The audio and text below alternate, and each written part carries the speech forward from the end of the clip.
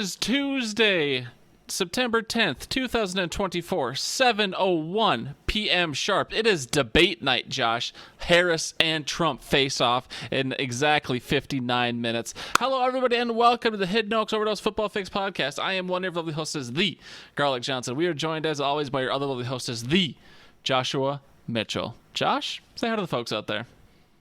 Hi, folks. That's the enthusiasm we love. We also love when people chat at us in our Discord. Walt and Al have been holding that down forever. Might be the last two people in there, but they in there. We also love people like Carmel Bear, aka at Levi Oki Illustration. He's responsible for all the beautiful art. At Levi Oki Illustration on Instagram if you want to hit him up for some deals, or Levi Oak Tree at gmail.com. Josh, it's been a week since we've last been here. Football has happened in all its glory. 16 games. How you doing?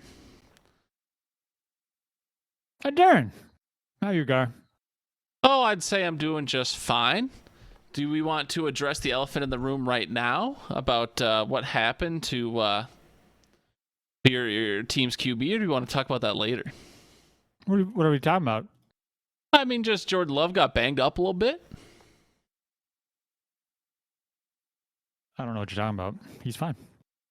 Oh, is that like the official propaganda stance from Gerby, or what? As the NFL owners, you all have to like keep it hush. I'm not an owner, but I am.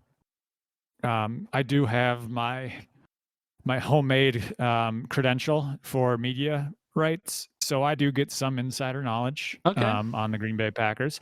And let's just say we're not too worried. We've got a plan. Got them right where we want them. So it's just on to Indianapolis. On to Indianapolis. I love that.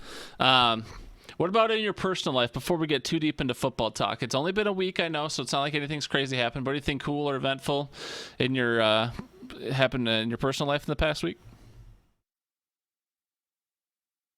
Nothing that I can think of. I mean, today I had the day off because I was helping my pops at the Coon Rapids house. They're getting ready to sell it. They've been renting it for the past few years, and and so went out there, and people have been living there neglect the yard. So I went out there and I put my Brad shoes on, and by Brad shoes I mean just like my Brad cap. I actually had my New Balances on, as you should, because I'd be in the grass. And I'm sure you saw in Snappy Chat that got to play with a little baby bunny that the one that didn't get massacred. There were two that didn't get massacred. One of them I didn't chase down because it ran underneath the deck. Well, I say run, but it kind of looked like a drunk toddler because they were very little. Their eyes were still shut, so it was just kind of like herding cats. And 4 of the 6 got herded underneath the tire of a big old truck. Repeatedly, by the way. Repeatedly? That's not great. Well, because there was a pile of grass in the middle of the yard because the person who mowed the grass just emptied the bag in the middle because he didn't have time to clean it up. And that my dad said that was fine. He just needed the grass cut because it was like a foot long because the people there were bums. And so they must have had that burrow set up in that. And so my dad wanted to flatten it up. So just back over, drive forward, back over, drive forward. And, third time we hear some screaming from the bunnies. And I see a couple of them hobbling around. I'm like, oh no. Yeah. So the vigil for the 4 is scheduled for Thursday afternoon at 2 p.m. Jesus, dude. So you massacred that many bunnies. That's crazy. How do you have a guilty conscience tonight, Josh? Are you going to lose sleep over this or no? I might. Haven't decided yet. Huh? How about you, Gar? How's personal life for you? Well, I mean, honestly, the thing I was thinking about most was, you think your dad would give me a steep, hundreds of thousands of dollar discount on that house? I'd buy it if that's the case. Well, I offered $1. I'll at least quadruple your offer. And, it's very possible, but I will tell you this. Okay. Not going to happen. Damn. It's possible that you don't want this house. This house is known for the spiders. It is known for it's got a lot of upkeep in the yard, so you'd have to have a green thumb. Nope. There's a lot of oak trees, so in the fall and stuff, the acorns fall like raindrops, and keeping that kind of upkept, unless you like getting just peppered by acorns after it goes through the lawnmower blade, it's got some, yeah, it needs some TLC. It needs like a stay-at-home parent with teenagers that have no friends that can help with the yard. Damn. Okay. Well, just keep me in mind in case he wants to sell it at the deepest discount. In fact, you offered him $1. I'd give him at least a 20. That's how much I want that house over you. Brag about it. Mm-hmm. But okay, no, I think my weekend was pretty chill. I was just genuinely, my weekend and my last week has just revolved around football. I had one more draft. I started drafting my last draft during our last podcast. It was on Wednesday last week, and then Thursday night was football. Friday night was football in Brazil. We all know Sunday was wall-to-wall football. I got to enjoy that with some peeps, and then last night I was playing Pathfinder, but got to somewhat enjoy the last game. Didn't really get to tune in too much as I was busy, but it was just nice for football to be back. And so that's pretty much what I've spent most of my time doing the past week. So it's good. Speaking of that, Josh, we will transition into slightly more football talk now. We don't have many of our historical segments queued up, but we do have a couple. But let's just talk about some current events right now, and then maybe next week we'll have a better show for the people. Friday night, Jordan Love gets a little banged it up. How does it make you feel? No. For real. Yeah, he did. Could you stomach? I'm not even trying to taunt you or be like, haha, Packers suck. Just as a Packers fan, what's going through your mind?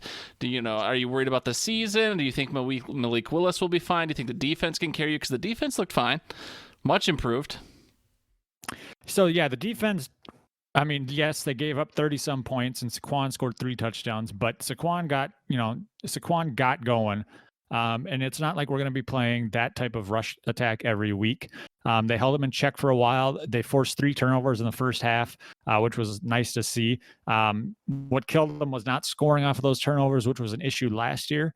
And then obviously going to the end of the game. I mean, Jordan Love, he had some good plays. He had some bad plays. There was a couple passes in one series that were just very questionable. Should have been picked, that sort of thing. There should have been a pick 6 for Keyshawn Nixon as well, but he dropped it, which was a surprise because he's supposed to have sure hands as the punt and kick returner. But overall, I mean, I will say, like we said in the chat, the reason there was no Saturday podcast, I had to get my stomach pumped. I said I wasn't drinking until the Packers won the Super Bowl, but after 5-6 seconds left in the game, I literally just scrounged around the house looking for Listerine bottles, found 3 of them, and went down. That's both depressing and amusing, but no, legit, and untrue. Right? No, it was. I definitely cared more about it than I should have. Because I laid there and I basically sat there staring at a blank TV screen because I couldn't stand them showing it over and over again in the post game. Yeah, that was not until about 1 o'clock in the morning. That was not a replay I wanted to watch. Yeah, and it's not like it was an ugly replay. What people sending death threats to Jalen Carter is kind of excessive. I would not say kind of excessive. Yeah. I would say extremely excessive, but go ahead. Could it have been avoided? Like, he didn't need to tackle him like that, but then he probably would have just let him go and do his thing. So yes, he brought him down. There's just people who are more passionate than me, I guess, sending death threats. But then, you see the pop in his knee, you see him walking off the field, then you see everybody on Reddit go, yeah, well, when I was in high school as a 400-pound freshman, I tore my ACL and I was able to walk. Well, you're not paid millions and millions of dollars at that point with top-tier medical staff around to check you immediately. So I was sitting there and I had a lot of hopium at that point. And then, you see the pop and it's like, okay, all that hopium's gone. And then you see them say that, he's walking without a noticeable limp, and then the hopium's back. And then it was just a roller coaster of a ride. And then you see him do the initial test saying that the ACL is intact. And you're like, oh, that's great. And then you see the kind of the comments underneath that say just because it's intact doesn't mean that there's not a tear. It could still be a partial tear in the ACL. I was like, well, that makes sense because that's kind of what Odin's dealing with. And, Jordan loves a dog. So there's that. He's got that dog in him for sure. But so then it was just a roller coaster. And so I think my the refresh from pulling down my screen, I think I have a permanent burn mark on my phone trying to refresh all of the social medias to try and get updates on it. Then you find out it might be 3 to 4 weeks and trending towards the 3 side, and then you see the press conference with LaFleur where he says if Jordan Love doesn't start, and it's just whoa, hold on here. Excuse me. That's a big key word, because if he doesn't start is a lot different than Malik Willis is going to start. And honestly, I'd much rather trot 10 out there and leave Malik Willis on the sideline than have him be our starting quarterback. Really? I don't know if you know this, Gar, but if you rearrange the letters of Malik Willis, you get absolutely garbage at football. I'm just saying you wouldn't be willing to take a game or two to ensure Jordan Love is 100% healthy. It's literally the beginning of the season. You have at least 16 more games to go, if not playoffs, which I assume you think your guys are playoff bound. So you really want to take a game or two early to ensure he's healthy? Well, I'm guessing that they wouldn't let him out there if there's any risk of damaging it further. So if it's like a partial tear, yeah, you could damage it further. But if you put a brace on it, I think it kind of limits that to make it where it would need to be super freak accident. But he's got that Gumby body. I don't know if you've seen the meme that goes around with his throwing stance from last year. He's got a Gumby kind of body. Turns out just the knees are a little bit weaker than the rest of him. But yeah, overall, it was definitely a roller coaster of emotion. If we have to let him sit for 2-3 weeks, that's fine. I think they said somewhere, or I'd seen somewhere, that aiming for the Minnesota game to be his comeback is kind of the tentative plan, depending on how this week goes, since it was kind of a longer rest period between games. Yep. Since it was Friday, but yeah, we'll see. So yeah, it was a lot of doom and gloom for Packers to a little bit of hope, and then a lot more doom and gloom for fantasy, which we will get into a bit. But Gar, how was your team? How did the Vikings do? I mean, the Vikings are obviously Super Bowl fucking bound, dude. Did you see how we stomped on one of the worst teams in the league, 28-6 or whatever the final was? I mean, come on, dog. No, I mean, obviously it's good. Like, it's the Vikings have historically, at least I shouldn't say historically, but probably the past decade or so, we've been a team that's kind of in the middle of the ground, but we've never been like that definitive, like we've been stomping on the teams we should be stomping on. And when you're coming into a new season, it's hard to know, okay, who's going to be good, who's going to be bad. There's always teams that surprise you and teams that flash and then fade and then all these things. But most people would say the Giants were going to be a bad team, and for us to go out and convincingly beat the Giants, that gives me a little more hope on to what the Vikings could do. Not that I want the Vikings to go 9-8 or 10-7 versus 8-9 or 7-10. I'm not sure that's really better for us, but it does seem like our trajectory is different after just one game. I know we've talked a million times on this podcast about not trying to overreact to week one, but it feels nice to watch your team go out there, especially when there's a tremendous amount of question marks surrounding them, and watch them convincingly beat someone. Do I think the Vikings could win a Super Bowl as is? No. If they go out and play like that for the next 8 weeks straight and look the exact same and the exact same amount of dominance, sure. But, it's just nice to get a win. And as much as I want the team to tank, that's, hard. I shouldn't even say I want them to tank. I just think we'll be bad. So strategically, it's like, all right, get a better draft pick. It's a dead year. But it's hard to watch when that's the case and when your team's bad. So overall, I'm pretty pleased as a Vikings fan, and I was spending my Sunday with some Vikings fans watching the game together, and I think I would say those people I was in the room with definitely drink more purple Kool-Aid than I do, but it was obviously a very cheery room, and yeah, I mean, will we have the same success against who's our next opponent? I think the 49ers. I would severely doubt that. I think we might have a humbling moment, but we will see how things go. I was with Al and Walters and JWoww. Okay, so yeah, if they sneezed, the room would be filled with purple Kool-Aid, is what you're saying. That is correct. It was flowing through that room. Yeah, that sounds about right. But yeah, it feels good. Any other games tickle your fancy, Josh, before we move on and talk a little bit more of fantasy-centric things? Anything you saw since you guys played on Friday? That, of course, was the Thursday night game, Ravens-Chiefs, and then the entire Sunday slate, and then Monday night was Rodgers back in action. Anything else catch your eye just quickly? Any quick hitting points? Yeah, something that requires eye bleach is the Carolina Panthers football team, if you want to call it that. Didn't necessarily watch the game, which is probably a good thing. But if you're a fan of that team, any one of you 10 people, I feel so bad for you. Gar, if you're looking to go to a game, you can get tickets for like $30 today. Ooh, okay. I think they were down to $1 last year. Yeah, I think that at one point during the day, the McAfee show is saying you can get 2 for $2. That's a steal. But no, because you'd have to watch the Panthers play. But I think they're playing. Who are they playing? Not a bad team, I don't think, this week. Chargers maybe. So I was actually very tempted, and I was like, but then there's travel, so it's just like, never mind.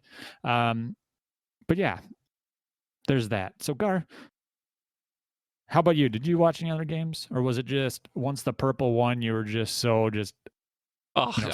We collectively had circle jerk together after that into a pitcher of purple Kool-Aid, and then we all drank that, and then we had a little bit of a 6-hour coma before I ended up driving home. But no, I mean, I think the only other thing that's notable for me was watching Tom Brady. I guess more so listening to Tom Brady, and he was.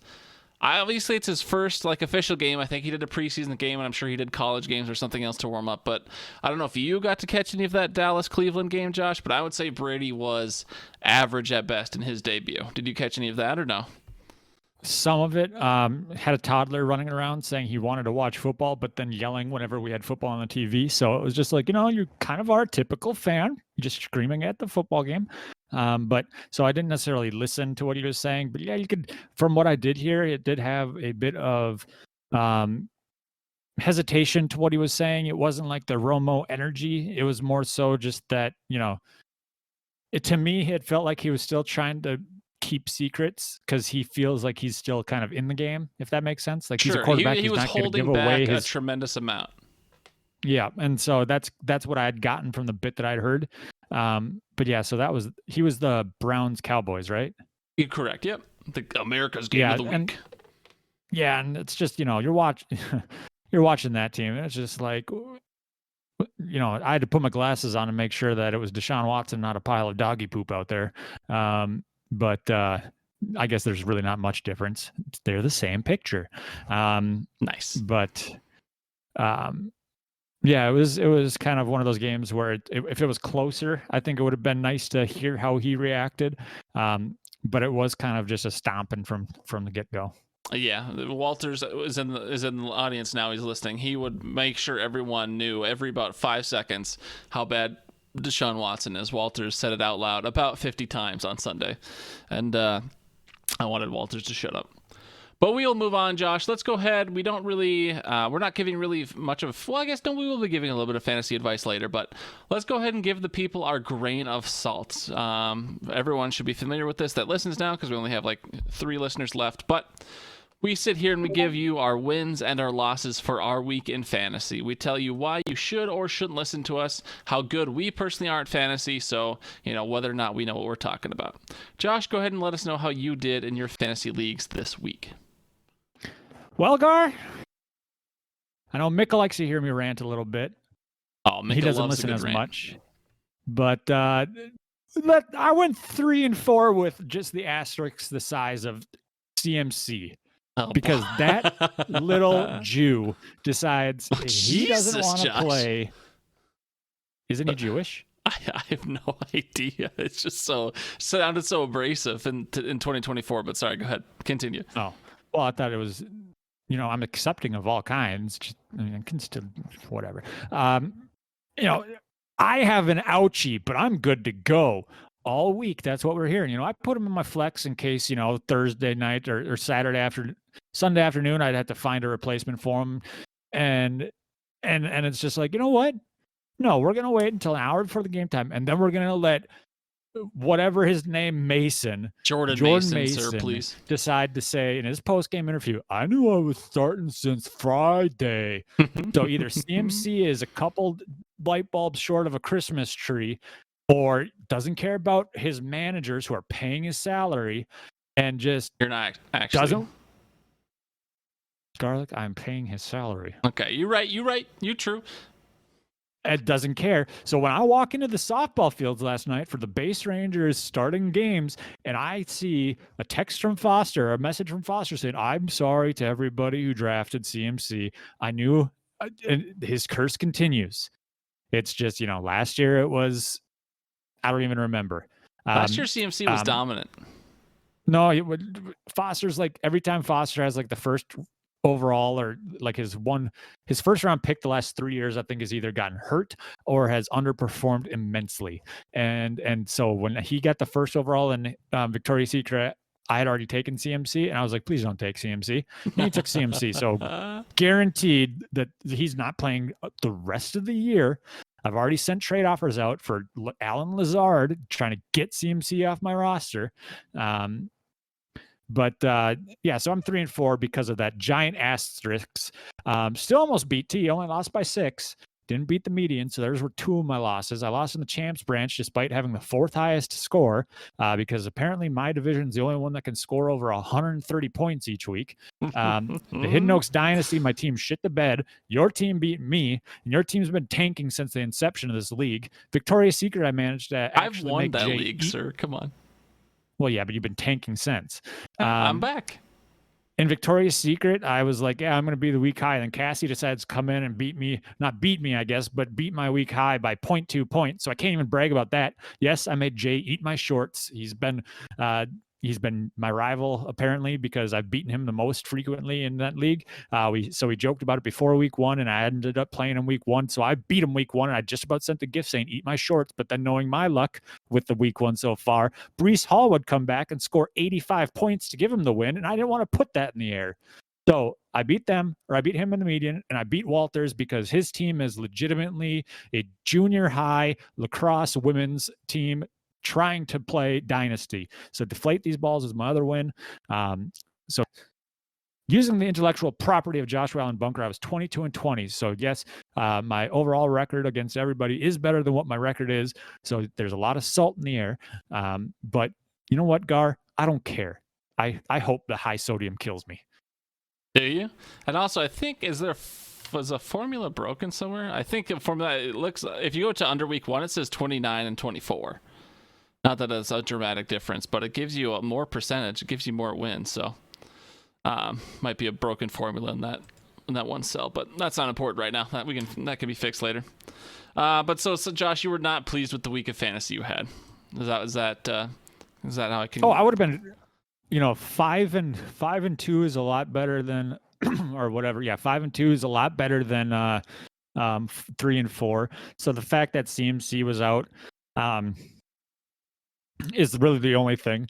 And we'll get into that a little bit. We're gonna have a little bit of a segment after this once we do this. Okay. So yeah, go ahead and give us your grain of salt if there's any salt left in the world after mine. I definitely had a sweeter week than you, my friend. In heads up play, how my records would read in the league themselves, I went 6-2. That's a 75% win percentage. My 2 losses were to T and to Al. And it's always tough losing to Al, but it's even worse losing to T.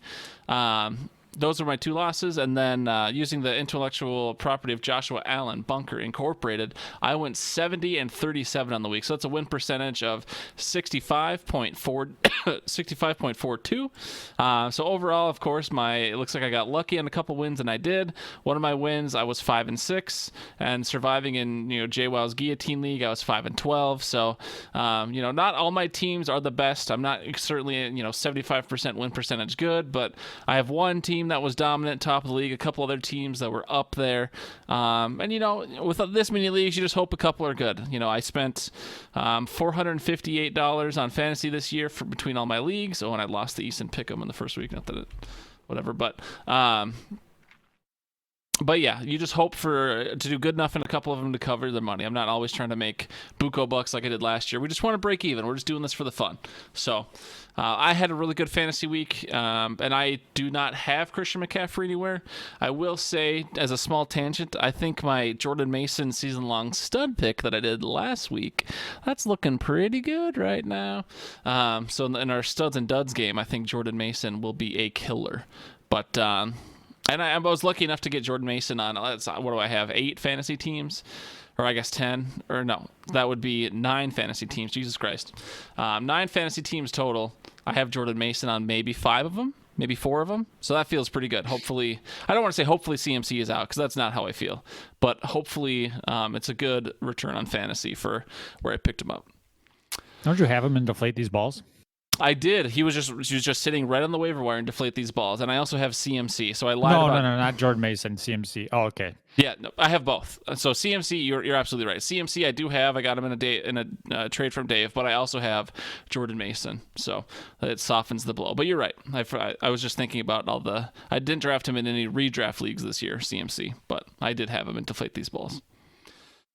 And it's tough to start 0-1 in a Dynasty League, but what do you do? All right, Josh, you said you had a little... I've got my one segment left, but you said you want to do a little tangent or something first? Go for it.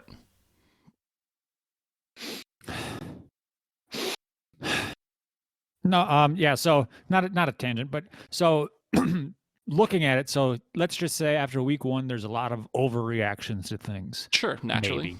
Maybe. Yep. And so like, for example, CMC, most likely the consensus 1-1 in leagues. Yeah.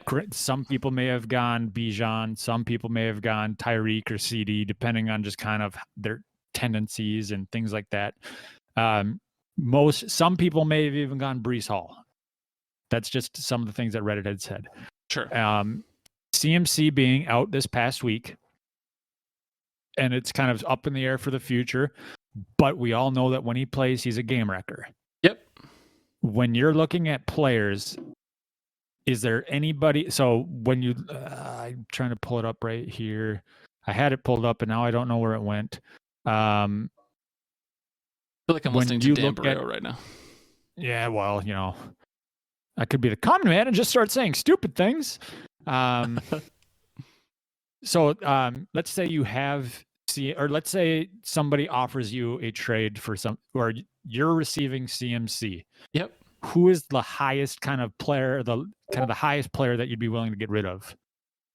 Is this in a redraft league or in a dynasty league? Sorry, in a redraft. So like, let's say someone's offering CMC for your Justin Jefferson. Smash or pass? Oh, for JJ, I don't think that. I mean, I'm not. Maybe it's just because I'm not paying attention. But if I had better word on what his injury prognosis is, whether we think he'll be back in a week or two, or whether or not it's gonna, I don't even know what the injury is. It's Achilles, right, or something. It's not like a hamstring, but it's a calf Achilles kind of combination deal, and they're just, I think, taking it cautiously, so he may sit out this next week. But so let's just say that he sits out this next week, but then from week 3 on, he's CMC. But then there's also that, there's that risk that he may not play week 3. Sure. Would you do, knowing who he is games that... I don't think I'd go anyone in the top 6. So I would not do JJ. I would not do CD. I would not do Tyreek or Breece or Bijan. When we get to the later half of, it's like a Garrett Wilson, or especially, I was going to say Puka Nacua, but of course he's hurt now. But certainly maybe the second half of round 1, I would feel much more comfortable with how game breaking they are. Depending on, I can't think of all the players and how they did off the top of my head, but certainly anyone round 2 and below would be a smash for me. And then I would definitely heavily consider anyone in that second half of round 1, so like the Garrett Wilsons, Saquon did really well, and he's someone who would have gone in that range. No, JT probably I would. JT I'd give up for CMC. Players like that. Okay. What about you? Just curious. Well, trying to hawk CMC? Well, I'm putting that out there. I had sent out just a feeler because I know, so my wide receivers are weak. Some people's running backs are weak. So I was like, okay, well, for example, I sent to Eric CMC for CD because he has CD, Devontae, Stephon Diggs, and Malik Neighbors. Yep. But his running backs are Josh Jacobs, Javonte Williams, and Devin Singletary, who, plays for the Giants. So I was like, okay, do you think that would be, for both of us, just kind of swap those first round picks? It would strengthen both teams, assuming CMC's playing. The other person I was thinking would be Brad, but Brad has nobody other than Tyreek as a running or a wide receiver. And so it was just like, Jesse, Amon-Ra. But yeah, it's one of those things. Like, I was just curious. Yeah, I think Amon-Ra would be fine. Just speaking for me personally, Amon-Ra would be fine. I mean, Jesse never checks, so his Right. team's going to stay the exact same until the very end of the season, regardless of injuries, bye weeks, things like that. The kid put up 62 points in a full point PPR this week. What a stud, dude. But yeah, so second half of first round would be my call. Let's move on, Josh, to our last little bit here. It's pretty much the exact same segment as Hogs in the Market last year, but I've rebranded it to Gold. I love gold. Let's get that one more time, just a little bit louder. I love gold. Because one of the analogies we used a lot last year, Josh, is are these players legit or are they fool's gold? So, prospector Josh, we're going to go down. You don't need to give a heavy analysis unless you're feeling really passionate about the particular player. But we'll just go rapid fire. We know waiver one pickups are hugely important. They can I don't want to say make or break a league. That might be a bit dramatic. But if you can find a player who snuck through all the draft season, no one really saw him, or someone got hurt unexpectedly, like a Jordan Mason. I think he was probably picked up a lot before week one, so he's not on these lists. But season one or week after post week one waiver wire pickups can be a huge benefit to your league, and if you pick up the wrong guys, that can be a huge detriment. So we're just gonna sit here and go rapid fire and see how you feel about some of these players. All right? Yeah. All right, Josh. Starting at the QB position, how do you feel about Baker Mayfield? Depending on your league settings, he put up somewhere between 25 to 30 plus fantasy points. You think Baker's legit, or is he fool's gold? I think he is legit. I mean, he showed last year he could be legit. And this is just another year in the system. And yeah, I think that would be somebody to add if you need a QB. I love gold. All right, Derek Carr, Saints. They absolutely stomped. I forget who they were playing. Was that the Panthers? Doesn't matter. Derek Carr. It was the Panthers. I would hold off on Derek Carr. He did not throw the ball very much. He had 3 touchdowns, which bumped his scoring up only 200 yards. And so that is going to be somebody I'd pass on at this point. I'm trash. All right, Geno Smith, 18 plus, depending on your settings. Is that someone you'd ride with or no? I'd pass on Geno as well. Darnold.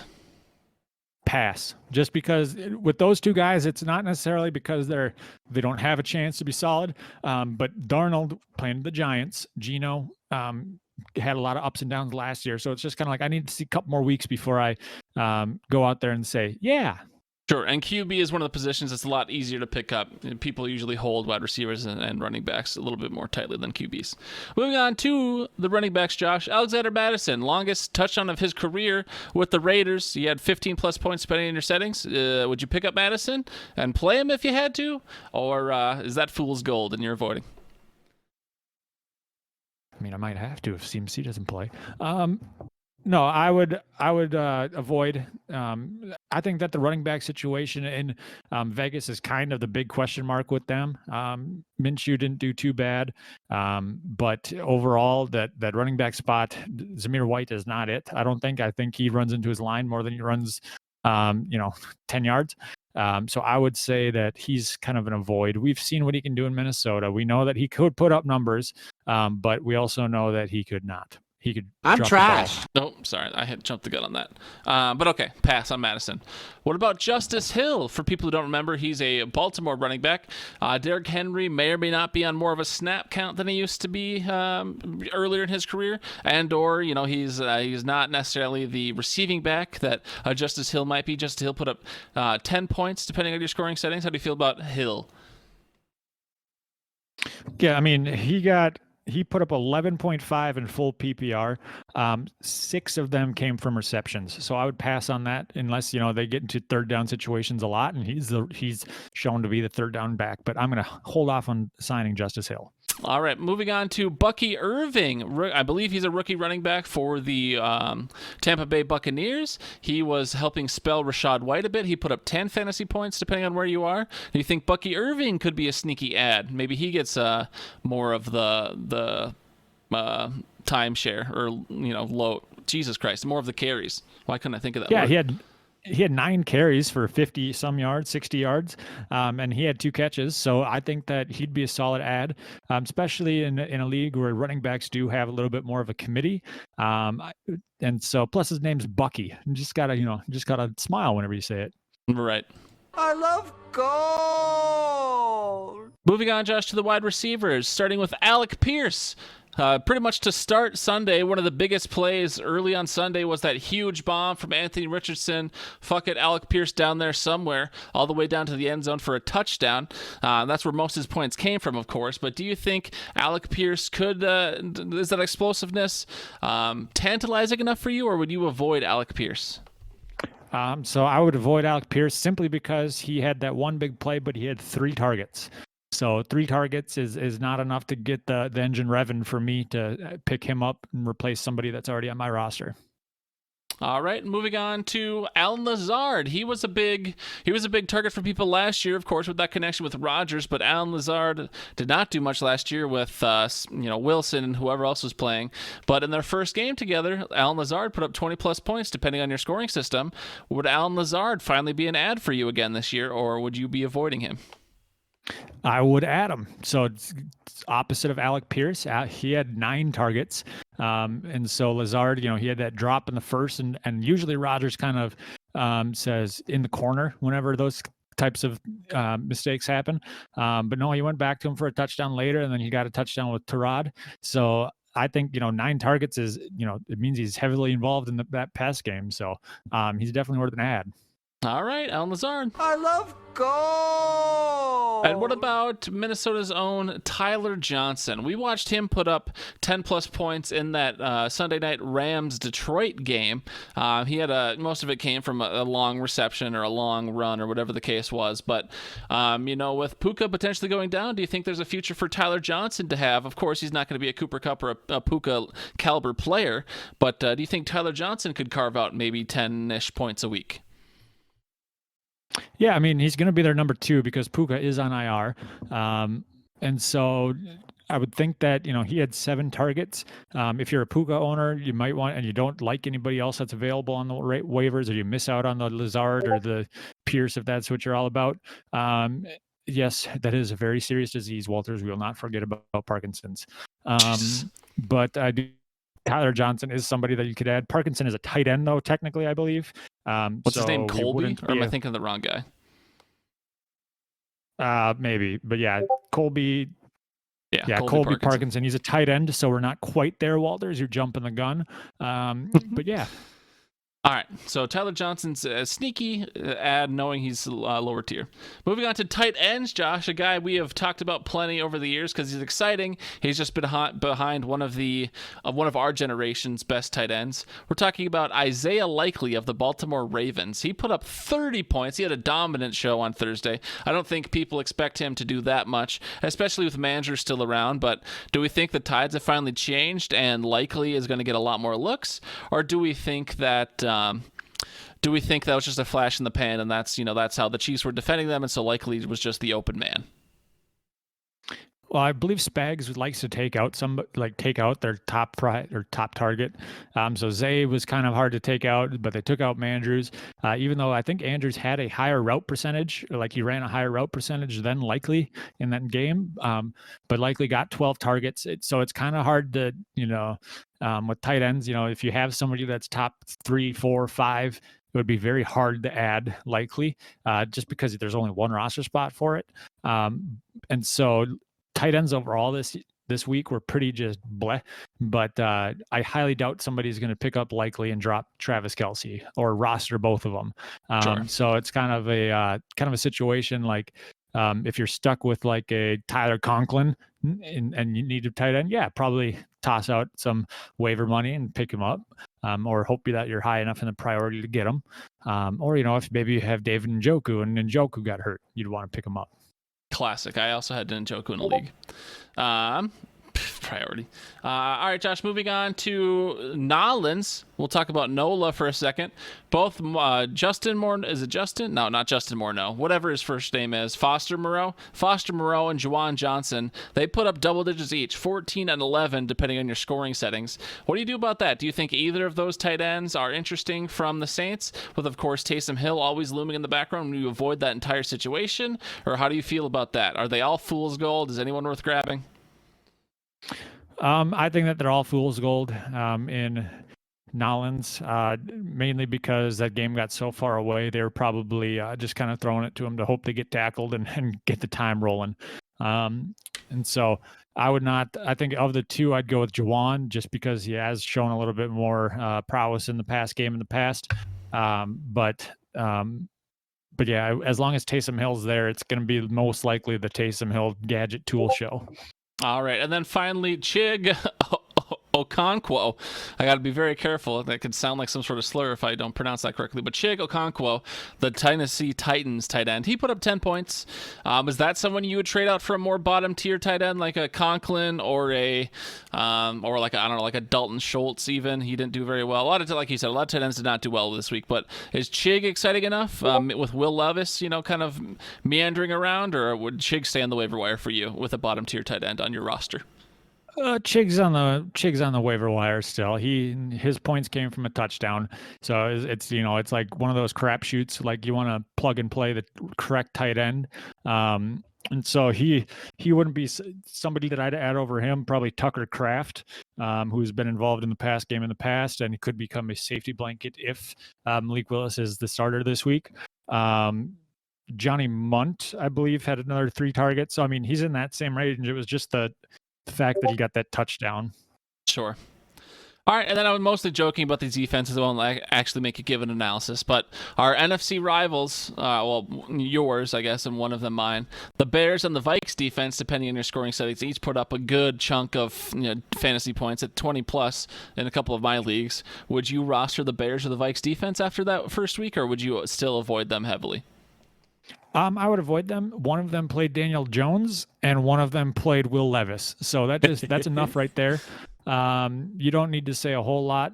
I mean, the coach of the Tennessee Titans said it best. They could have punted on first down the entire second half and won that game, but they just gave it away because they had Will Levis as quarterback. All right. Josh, we do have a couple fan questions really quickly before we get out of here. Walters asked us in the chat, because another thing that was the theme on Sunday was talking about how bad Joe Burrow and the Bengals did, and anyone who does survivor pools. If you picked the Bengals, boy, were you hurting yesterday or 2 days ago. But would you prefer, after Burrow's week 1 performance and Baker's week 1 performance, would you swap in Baker until you're more sure about Burrow, or do you think Burrow is still the sure start? It was just a fluke week 1. I'm hoping it's a fluke week 1, but I mean that wrist thing. I mean, obviously he was missing T, and then Jamar Chase had the poopies, I think, the day before, and he wasn't at practice, so it's kind of hard. It was probably kind of hard for Jamar Chase to run clenched cheeks the entire game. But yeah, so that would be tough. So yeah, give him a couple more weeks. I'd take Burrow over a lot of the guys, even with the down week. Maybe not Jaden Daniels, but yeah. God, let's not talk about Jaden Daniels right now. Al's gonna blow me up about it. All right, final question. Why? What do you have against Jaden Daniels? No, I did not have anything against him. It's just, if you recall on the podcast last week, I said Jaden Daniels was my dud pick for quarterback for this year, and then of course I mentioned that to Al, and then during Sunday, every time Jaden Daniels had any sort of play at all, he's like, "That's the fucking cheat code," and he put up whatever, like 20 plus, 25 plus fantasy points, depending on where you were. 30, yeah. Okay, let's relax. Okay, I'm sorry. He's my quarterback. So yeah, but yeah. So I mean, of course, he could be really well. I think I said this as I picked him as a dud pick. I think Jaden Daniels' ceiling is extremely high. I just thought his floor was extremely low, so that's why I faded him. And we had all our roster percentage rules. So I was like, all right, Jaden Daniels, I'm fading you. But I heard a lot about that on Sunday from Al, so that's why. Speaking of Al, though, he texted me kind of this long text, Josh, and I know we miraculously filled the air already 15 more minutes than we thought we could, but I do want to read this because Al asked us, are you in a real hurry to get out of here or no? No. All right. Let's read this text from Al I got. We'll just read it raw. If you have time to talk about this during the pod sometime, I think it'd be interesting. If not, if it doesn't fit, no worries. Let's say Darnold doesn't work out. Maybe he gets hurt or whatever. We have either the number 1 pick or X pick to get a top quarterback. Do we take another? So let's say we do the Vikes do really, really bad this year. Do we take a top quarterback? Again, even though we already got JJ. Or on the flip side, let's say Darnold takes us very far, maybe the bowl. This is just Al's hypothetical, like Case Keenum did that Case Keenum year. Do you then go all in on Darnold? So in those hypotheticals, Josh, let's just start with doing really bad this year. Darnold gets banged up, or we end up with a top draft pick. What would you think the Vikings should do in that scenario? We have JJ McCarthy, but he was definitely not a top tier quarterback last year. He was certainly in the second or third tier, depending on who you ask. If the Vikings were in that situation, what do you do? Do you take another top quarterback? Do you take a top defensive or an O-line guy? Or what in this random hypothetical, what do you think the Vikes should do? Well, I think that's a good question, Al. Sorry, I'll turn off the Discord sounds. Yeah, I was going to say, I keep hearing Discord sounds. I'm looking for what Walters is saying. My bad. I know. No, I'm in a bunch of Discord servers now. My bad. So I would say I think that it would be smart to roll with who they have with JJ McCarthy, just because they kind of already have him in place. Yes, he's not playing, he's hurt, whatever, but then kind of build up around him to focus on the weaknesses. I don't know if this is going to be another solid quarterback draft like this one was supposed to be, but I think let's just say for the hypothetical, let's just say there is a top guy available. Let's say we are picking one and there is a bona fide number 1 pick. So are we talking like a bona fide number 1 pick? Not Josh Rosen, but I don't know, probably like Josh Allen caliber, or like Arch Manning, Trevor Lawrence, those guys that came out of college and were, coveted. Then because you take the quarterback, because like Arch Manning, if he were coming out and the Vikings had first overall and they had JJ McCarthy, it's just like, well, you know what? Sorry, JJ, but you're going to get the treatment that that Gardner Minshew got, because Gardner Minshew proved that he was a winning quarterback, but he didn't have the draft capital, so it's a little bit of a different situation. But I'm trying to think of a situation in which that happened. Caleb Williams with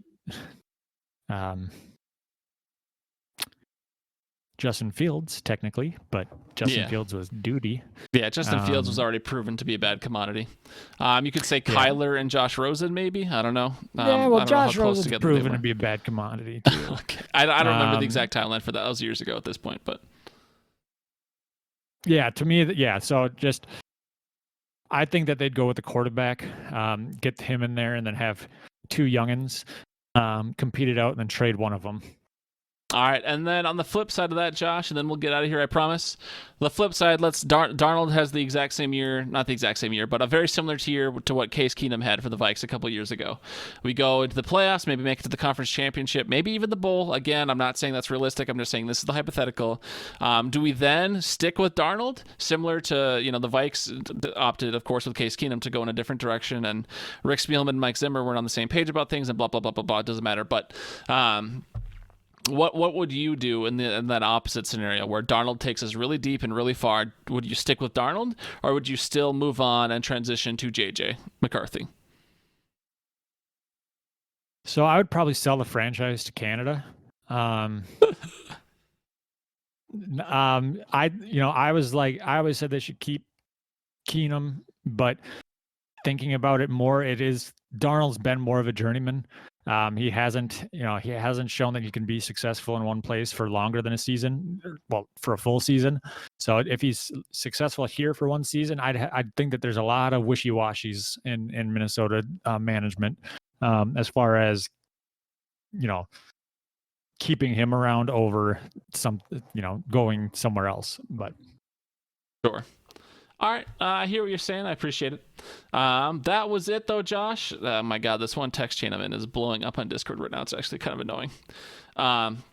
But oh my god! And then Walters put something in the chat. He requested to speak. No, Walters, we're gonna get out of here. Josh, quick. I don't know. I'm kind of over. I think doing early Saturday mornings. So I don't know if you could do later Saturday mornings or Saturday evenings. But we can talk about that later. But I don't really like having to set an alarm on Saturdays anymore, if I'm being honest. But we can talk about that. Bum. I just want to be able to sleep in on Saturdays.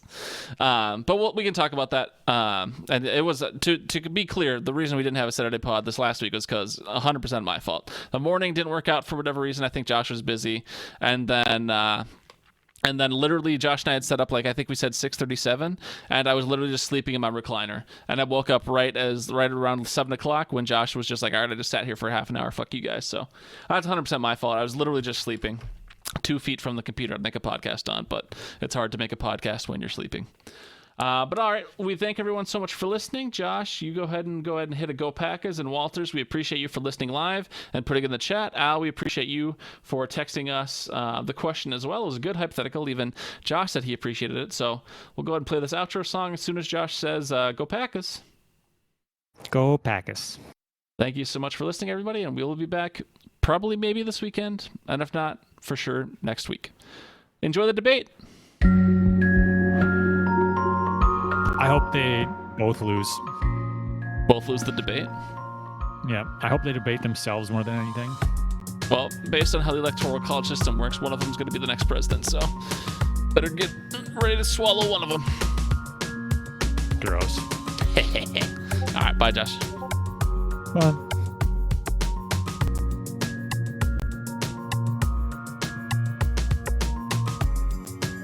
Oh, hello. Walters, you have 30 seconds to run the show. Go. No noti? How come we didn't get a noti for the show? All of a sudden I'm sitting here and like, the fuck? What's going on here? Oh, I mean, you got the notification. You got the notification when I started the stage. No, I did not actually. Well, you suck. I don't know. Terrible. Anything else you want to say before I stop recording? Fuck me, Jill Barrel.